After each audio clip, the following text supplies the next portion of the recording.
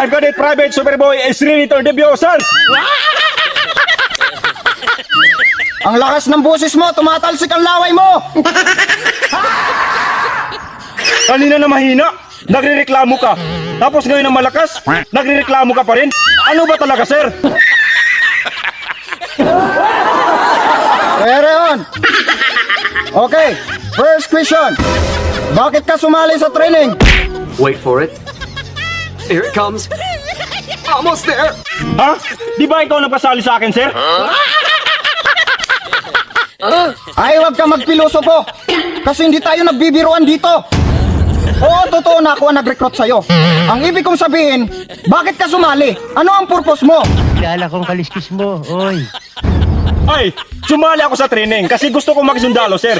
Dahil kapag naging sundalo na ako, sir.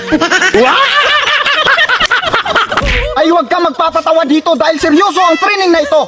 Umayos ka! Ay, maayos naman ako, sir.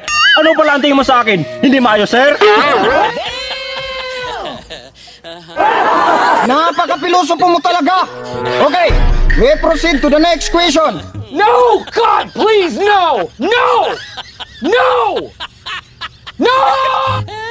Kung matinik ka sa bubog, paano mo ito'y paliwanag sa mga magulang mo?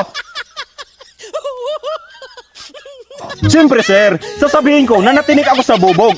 Alangan naman na sasabihin ko na natinig ako sa pako. So, ibig sabihin na amin ka sa kanila. So, kami ang mananagot sa mga magulang mo. Dito sa organisasyon natin, minsan kinakailangan natin magsinungaling para maprotektahan ang ibang tao. Understood? Yes, sir. Naintindihan mo ba? Opo, pinero. Good! Okay, you can proceed.